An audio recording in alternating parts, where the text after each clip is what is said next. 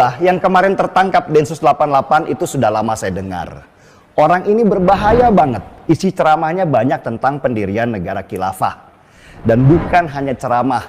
Jejak haram Farid Oqbah juga aktif dalam mendirikan Ormas An-Nas atau Aliansi Nasional Anti Syiah. Apa itu An-Nas? An-Nas adalah organisasi yang sengaja didirikan untuk membentur-benturkan kerukunan mazhab di Indonesia. Di Timur Tengah, pertentangan antar Sunni Syiah sengaja dibangun oleh kelompok-kelompok garis keras untuk membuat kerusuhan. Dan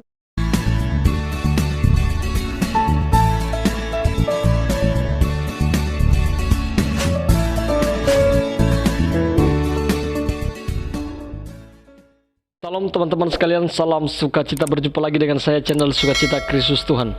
Pada video kali ini teman-teman sekalian, saya akan memberikan sebuah cuplikan video kepada teman-teman, di mana dalam cuplikan video ini abang kita Denny Siregar membahas tentang terbongkarnya kasus terorisme di Badan MUI itu sendiri, dan ini sudah ditangkap oleh Densus 88. Oleh karena itu teman-teman sekalian, semoga kita lebih paham dengan berita ini, maka terlebih dahulu kita tonton cuplikan videonya berikut ini.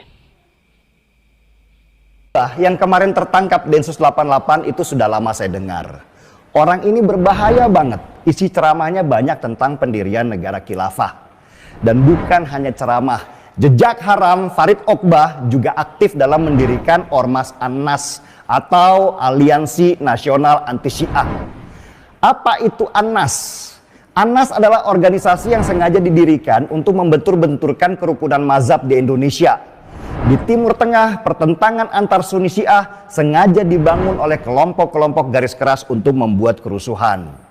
Dan bukan hanya adu argumen di antara mereka. Bahkan bom bunuh diri yang menyasar Masjid Sunni dan Masjid Syiah dibuat untuk membenturkan dua mazhab Islam besar di dunia itu. Dan kerusuhan di Suriah sendiri tercipta karena ada cerita bohong yang menuding bahwa Bashar al-Assad, presiden Suriah, adalah seorang Syiah, sehingga darahnya halal untuk ditumpahkan.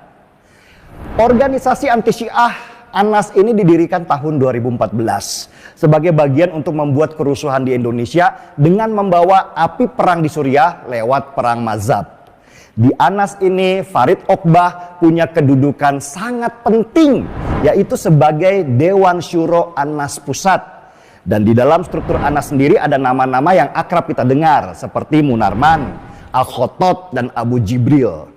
Munarman kita tahu sudah ditangkap karena diduga terlibat terorisme. Al-Khotot sendiri pernah ditangkap karena diduga makar. Sedangkan Abu Jibril itu sudah meninggal. Dia pernah dicap sebagai bapak teroris dan pernah juga ditangkap oleh Densus 88. Jadi saya lumayan kaget karena data di Densus 88 lebih lengkap. Farid Oqbah tercatat sebagai anggota Jamaah Islamiyah, organisasi teroris global. Dia juga pernah mendapat pelatihan di Afghanistan sebagai bagian dari syarat untuk diterima di kelompok itu. Saya ketawa ketika membaca bantahan dari Wakil Ketua MUI Anwar Abbas bahwa Farid Oqbah bukan ulama anti kekerasan.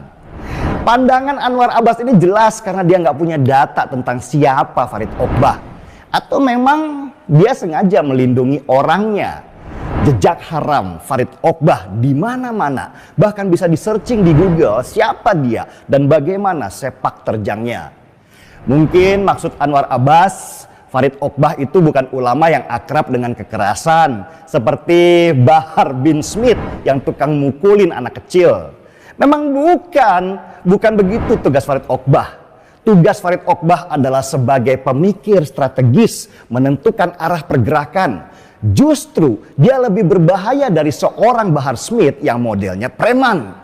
Di struktur Jamaah Islamiyah, orang seperti Bahar Smith itu adalah kroco, tukang sapu bersih-bersih lantai. Sedangkan Farid Oqbah ini elitnya, ada di antara pucuk elit pimpinan. Lihat saja, di organisasi anti Syiah itu kedudukan Farid Oqbah adalah Dewan Syuro. Itu jelas kedudukannya sangat tinggi di atas ketua umum. Di Jamaah Islamiyah dia juga ada di level Dewan Syuro. Jadi jelas Farid Oqbah ini di kalangan teroris adalah ahli dari segala ahli, inti dari segala inti, core of the core. Dia yang memetakan arah pergerakan, membangun gerakan strategis, melobi politikus, sampai mengumpulkan dana untuk gerakan teroris itu. Farid Oqbah juga anggota Dewan Syariah dari Lembaga Amil Zakat yang tugasnya mengumpulkan uang lewat kotak amal, donasi dari luar negeri, sampai dari para politikus hitam. Dengan semua jejak haram itu, penangkapan Densus 88 terhadap Farid Oqbah bisa dibilang sebagai sebuah prestasi. Dan ini pukulan berat untuk kelompok teroris karena mereka kehilangan pemikir strategis. Lihat aja, banyak banget yang bela Farid Oqbah seperti si Felix Yao. Itu berarti Farid Oqbah termasuk orang yang sukses membangun jaringan di antara kelompok radikal itu. Rupanya informasi kalau Farid Oqbah akan ditangkap sudah menyebar duluan di bawah tanah. Itulah kenapa ada tagar bubarkan Densus 88 begitu masif dibangun oleh buzzer-buzzer mereka. Bahkan ketika Farid Oqbah ditangkap, ancaman-ancaman kepada negara dilontarkan. Ada yang bilang penangkapan Farid Oqbah mencederai umat Islam. Umat Islam yang mana, Gua bukan termasuk umat Islam kalian. Gua mendukung Densus 88. Ada juga yang bilang kalau ini bagian dari kriminalisasi ulama. Ini yang harus diluruskan. Yang ditangkap adalah kriminal, bukan ulama. Jangan pernah ulamakan para kriminal. Framing-framing yang menyerang Densus 88 memang sudah disiapkan mereka ketika Farid Oqbah akhirnya ditangkap. Dan saya harus tepuk tangan untuk keberanian Densus 88 menangkap Farid Oqbah. Karena memang tidak mudah menangkapnya. Densus 88 harus punya bukti yang kuat dulu sebelum menangkap seseorang dan melabeli mereka sebagai teroris. Dan ketika Densus 88 akhirnya menangkap mereka, itu berarti Densus sudah siap dengan semua bukti-buktinya. Saya harus angkat secangkir kopi untuk Densus 88. Bravo Densus, tetaplah menjaga negeri ini supaya kita semua tenang. Ada sih beberapa info lagi tentang siapa saja yang terlibat di jaringan teroris internasional. Tapi nanti dulu, gak asik kalau diomongin sekarang. Oh ya, pasti ada yang nanya, kenapa saya tidak menyebut Farid Oqbah sebagai ustadz? Maaf, bukannya saya kurang ajar, tapi dalam kamus saya tidak ada ustadz yang mengajarkan kebencian. Ustadz seharusnya mengajarkan kesejukan dengan akhlak yang bisa dijadikan tauladan.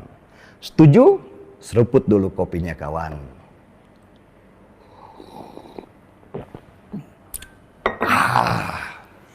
Gaspol! Silakan dia.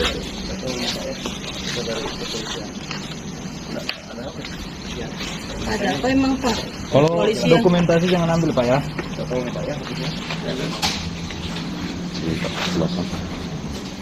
Sekarang Ustadznya mana? Sudah diamankan, Bu. Untuk sementara kami amankan Bu. Emang apa? Kenapa salahnya? Orang dia Nanti kalau untuk mengenai itu nanti lebih lanjut kita jelaskan. Biarkan dulu ini Diamankan di mana?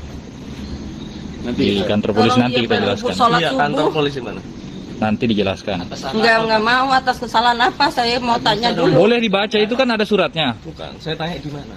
Itu kan silahkan baca nanti. Baik teman-teman sekalian, demikian video kali ini. Semoga teman-teman dapat diberkati melalui cuplikan video ini. Salam, Tuhan memberkati kita semuanya. Amin.